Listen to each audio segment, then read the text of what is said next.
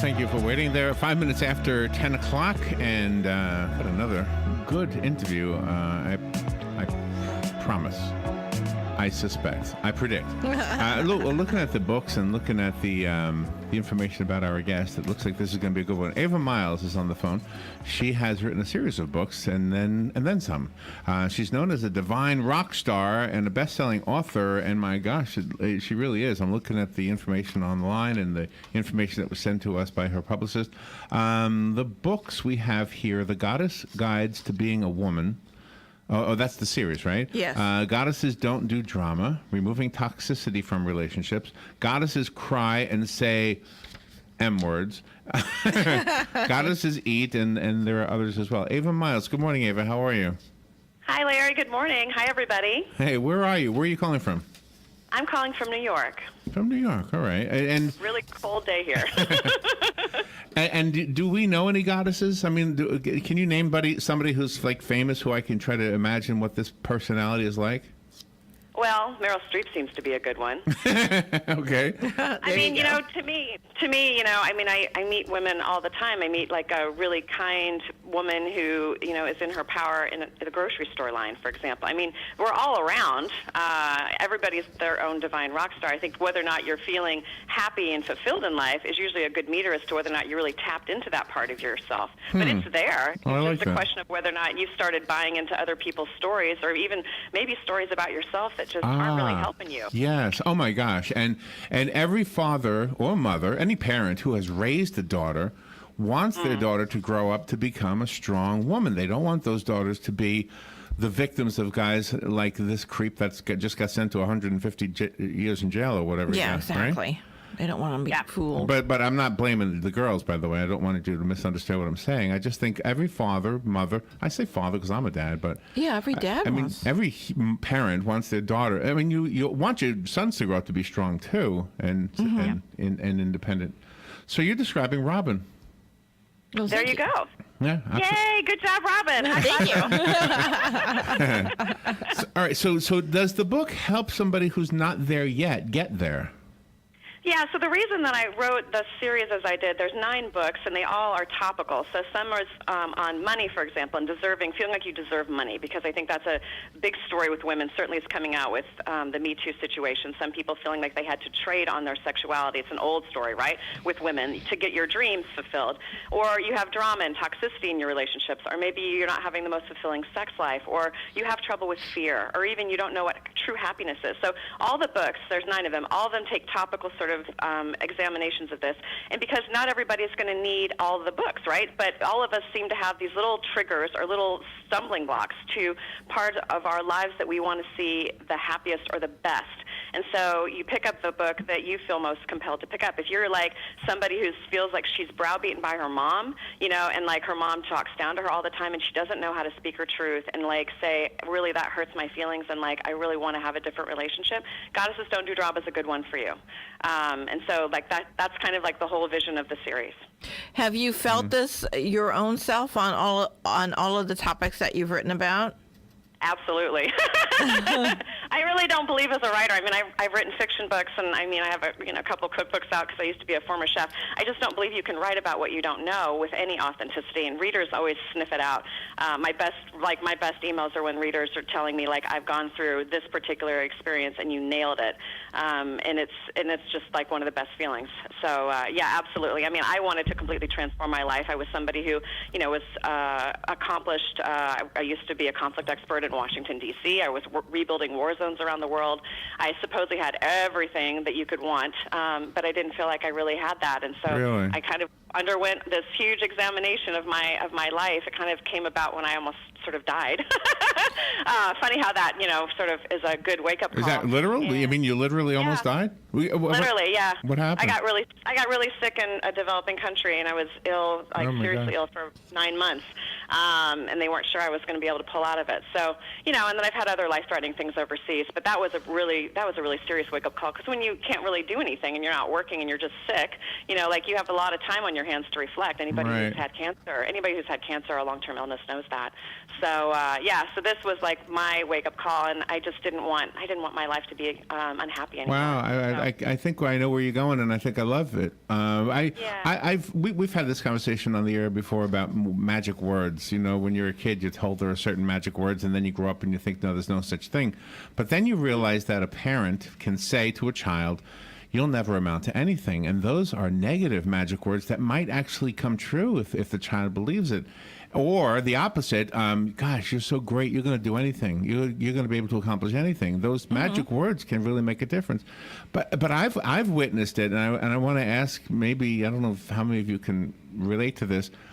I've seen husbands say to their wives, this is crap. I can't eat this. You just don't know how to cook or whatever. And meanwhile, she worked like 8 hours making a meal, and in one what's the statement? One fell swoop. One fell swoop. Robin likes to say. Yes. One fell swoop. She's all of a sudden reduced to tears because she put so much work into it. And so, what do you do about that? I mean, would I see as a man? I would say you got to get out of that relationship. Well, I mean, that certainly is, that's a red flag for me. Because, I mean, to me, if you love someone and you've decided to marry and spend your life with that person, why the hell does the bad meal matter? I mean, like, I've burned hamburgers before. I've burned something. Like, does that mean that person's going to stop loving me? They're going to shame me? Like, they're saying I'm not enough as a wife or a woman? And that's it. I mean, that's not love. Yeah, but it's not a one-time thing. Usually when you witness that, you see it all the time.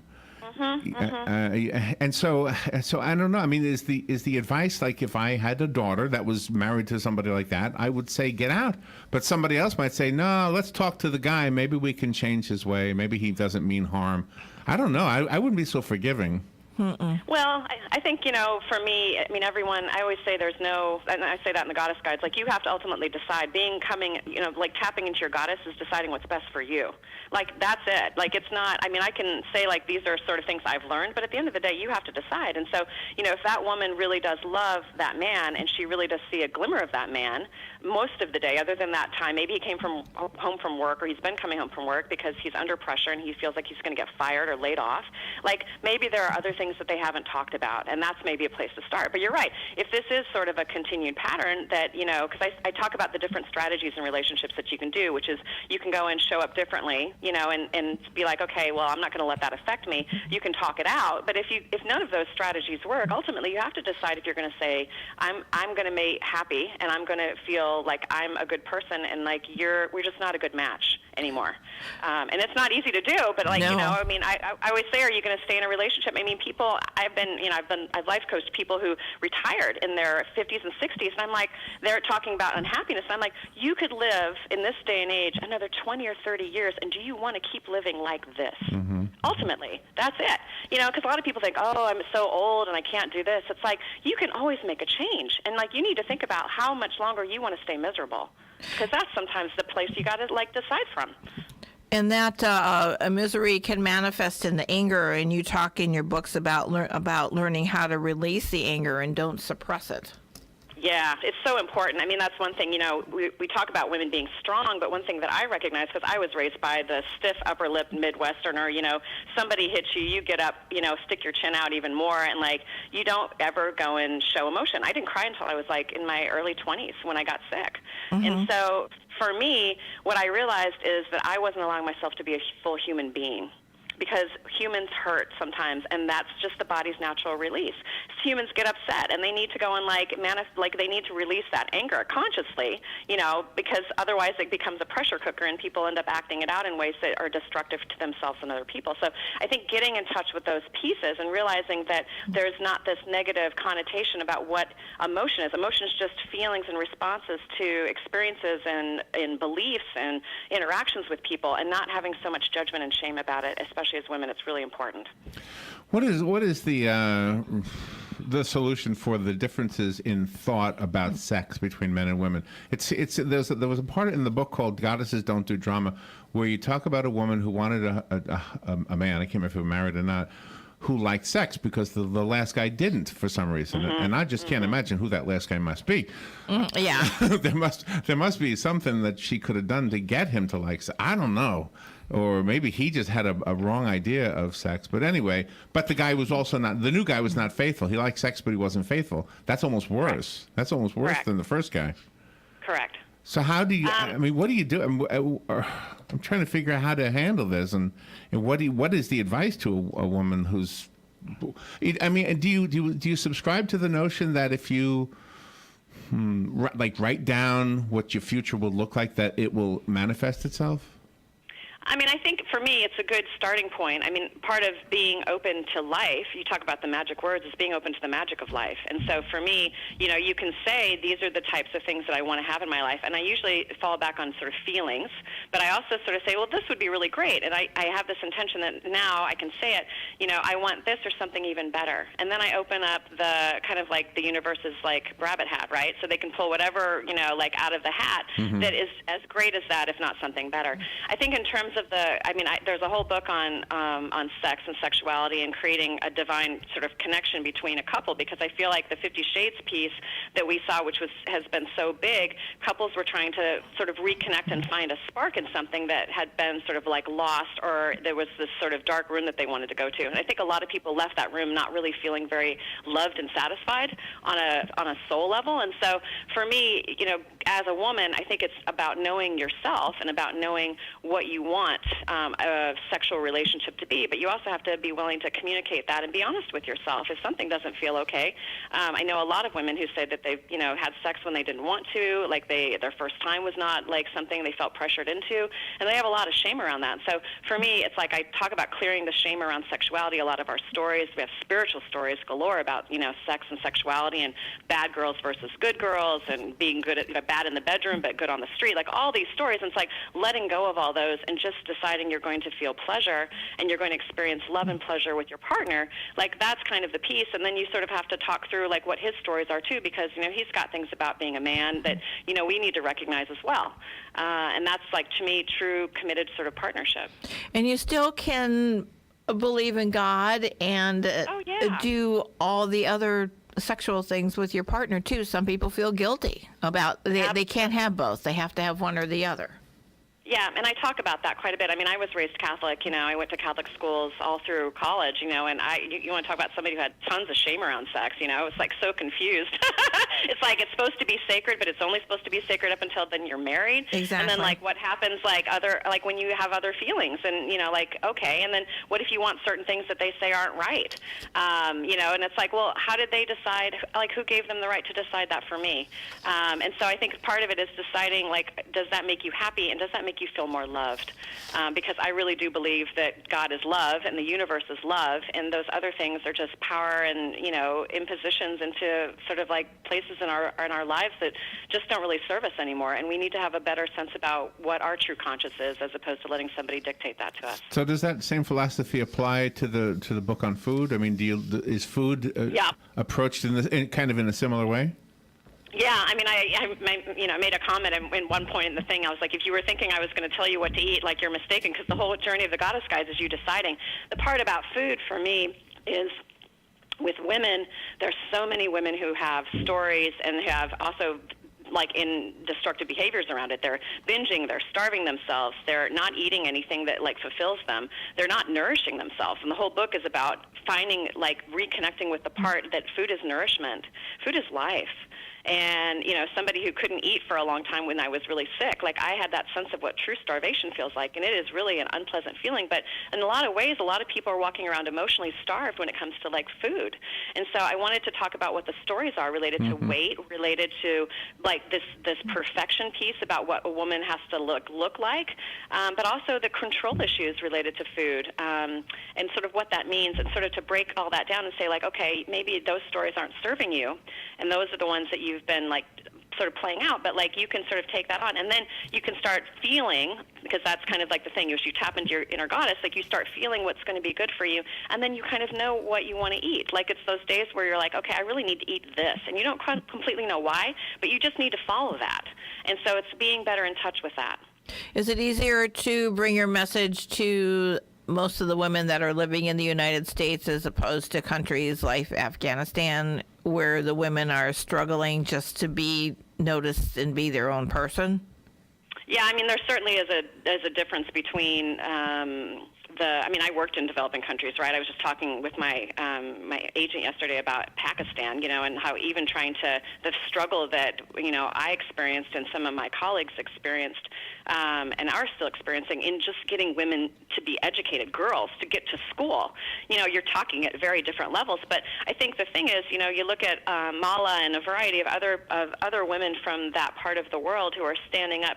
They're really saying the same thing that I think women here are saying. They just have different experiences. But it's that I deserve to be seen. I deserve to be heard. I have something to say, and I hope that you will listen. And I think that's the piece that connects us all across the boards. A woman that, for example, that I might have worked with in Congo, she might not have access to a print or ebook of the Goddess Guides, but I can tell you that she's living her own version of that. In the same way that a woman who has access to that, in Afghanistan, she's living her own version of that too. And to me, that's the part that I bless, knowing as somebody who used to want to help all of the people in the world. We sort of connect and we hope for the best for everybody, but everybody is on their own way. And I really do believe that. And we're all helping one woman at a time do that in speaking our voice and standing up and saying that we really do deserve to be heard. One of the things that I picked up on in one of the books, I can't remember which one it was how you were talking about what was life like when you were a little girl? Did you like lying on the grass looking up at the sky? And that's not just a little girl thing, that's a little boy thing, that's a child thing. And often I have thought this, that our whole life is spent trying to get back to there. Yeah. Everything we do is one day I'm going to retire, and the truth is what you're imagining your retirement to look like is what it looked like when you were 7 and 8, right? Yeah. Yeah. Well, and I say that's kind of because you were much more in touch with your inner goddess and your inner god nature, right? I mean, and Goddesses Are Happy, which comes out next Wednesday, I talk about the key to really true happiness. It isn't a life purpose. Kids don't have a life purpose. Kids know that they have fun. It's enchantment.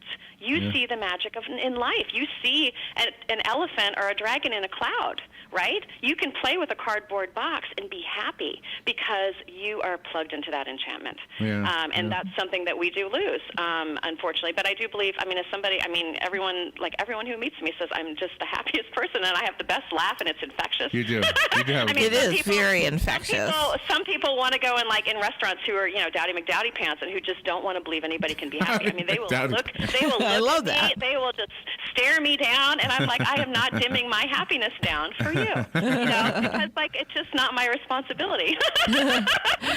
You use normal language. You don't try to sugarcoat words. If you want to use a certain word that we can't say on the radio to express what you're feeling at that moment, you use it, but it's very tastefully done, and it hits home. Yeah, well, I think that's the thing. I mean, I was working with people, because I have healing gifts, and I suddenly started realizing they had all these repressed swear words and anger inside of them, things that they wanted to say to somebody in a moment of anger, but, consciously knew that wasn't a good thing. But what they didn't realize is that stuff kind of gets stuck. Yes, it does. And so it ends up blowing up later, right, unless we release it. And so what I sort of started creating exercises, not just for myself, but it was you do it with a safe person that you can trust, or you do it in by yourself in a room, but you've got to let that out and express it, and then you just be well, this is just how I was feeling in the moment. You forgive it, you bless it, and you move on. But you've got to let it out, because language is such a powerful way that we interact with people and interact with life. And so those thoughts, they're charged words, right? I mean, they're so charged. We can't even say them on the air, Right, exactly. Yeah, but it's also breaking that taboo that women can't swear, because women sometimes do need to swear. It's just an expression, and we need to let go of all that shame, because shame isn't serving anybody, a man or a woman. And I hope that we can all feel called to support more of that sort of human expression, because we need to support everybody, like I said, feeling heard. Do you know the Me Too movement and a lot of the things we're hearing lately are kind of showing the men in this country anyway, or in this culture, I should say. It's not just this country, but the Western world maybe.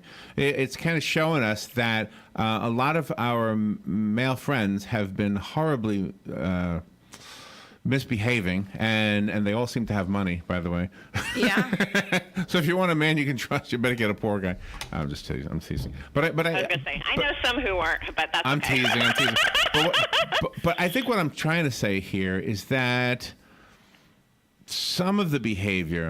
I know that the women don't like when you say that you can separate the Weinsteins from the. Oh gosh, some of us. I don't know who was the lesser one. Louis C.K. I don't know. Louis C.K. was pretty nasty too. Yeah, but he was. I mean, when you think about what some of them were doing, you think, well, maybe they just didn't get it. Maybe they just thought women wanted some of these things. I don't know. But I think coming out and talking about it. Yeah, go ahead. I'm sorry. Well, I was just going to say, on that level, I mean, you've got predators, right? I mean, those are people who seriously are predators, like they see the world that way. But you have other people who, like, dance along that line, right? You've got the guys who are in, sort of that frat boy mentality that Trump talked about, right? Who go in, I mean, I've said it, like, who at the water cooler, if you want to use that term, who will look at a woman's ass as she walks away after they've had a meeting. And I had a long conversation with my CFO a number of months ago when this broke, and he was so upset, and he was like, I feel like you're the person to talk about how, like, not all men are like this. And I said, no, they're not. But at the same time, I was like, men also need to start stepping up and also saying to other men, like, leaving the room when there's an off-color remark, or saying, like, hey, let's keep it professional. If they're in a position of power and they see other, like, male colleagues going and, like, looking at a woman's breasts or, like, talking about her. I was like, they also need to step forward, too. And I said, that's the thing, is, like, we're all being called to step forward in our way. Yeah. Absolutely. I think the key to that, being a man, I can say this, I guess. I think the key to that is viewing women as somebody's daughter, and or maybe your daughter even. I'll never forget the time I was somewhere, and there was a window, and there was a beautiful woman walking across the way, and the guy standing there says, "Oh my gosh, look at this piece of whatever." Yeah. Right? And it was Robin, and I was so mad at this guy because it was Robin. And I said, you don't talk like that about Robin, okay? and just to let you know, there was I had like a foot on him as far as height. Mm-hmm. He left. he just left the room. Good for you. And yeah, but okay, and good for me. And I just made myself out to be a hero. But here's the truth. The truth is, if it wasn't Robin, I probably wouldn't have said that. And that's the thing I think we're suddenly realizing. Not that I would have ever said what he said, but I wouldn't have defended this woman I didn't know if it wasn't Robin. Does that make sense? Yeah, but you know what? Here's how I look at that. That's a building block.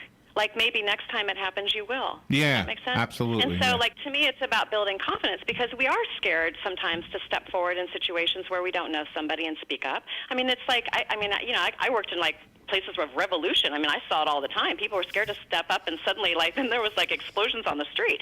And so it's like, you use it as a building block in your life to say, I did it for this woman, but the thing is, and that's part of the human piece, right, is that, all women deserve it. Because for me, of course, I love girls, and there's daughters and all this, but I know so many men who don't have daughters, and also they're not necessarily, they don't love their daughter.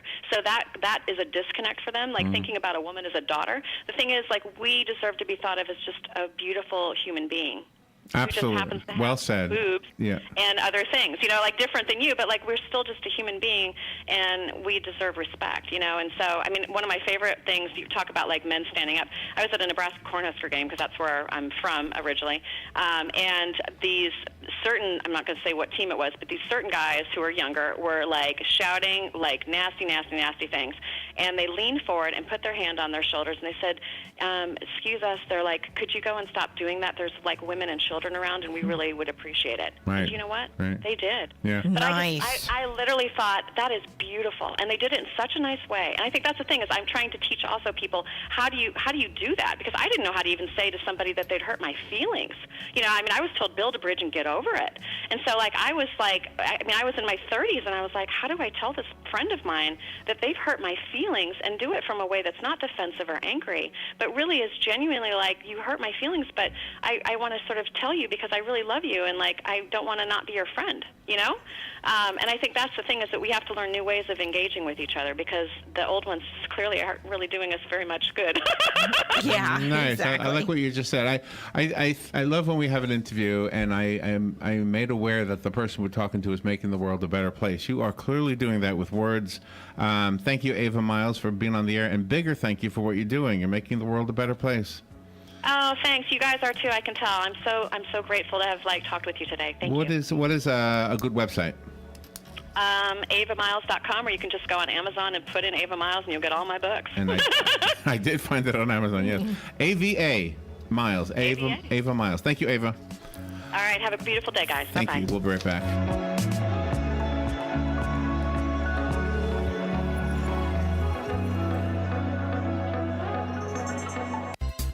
Here is your 30-second news brief. A 70-year-old Fort McCoy man faces an attempted homicide charge after deputies say he shot his neighbor after their dogs were in a fight. Volusia County deputies are looking for a man they say put a 3-year-old girl in an oven as punishment. A book has been taken out of Fort King Middle School after parents said the book contains pornographic language. And former Tampa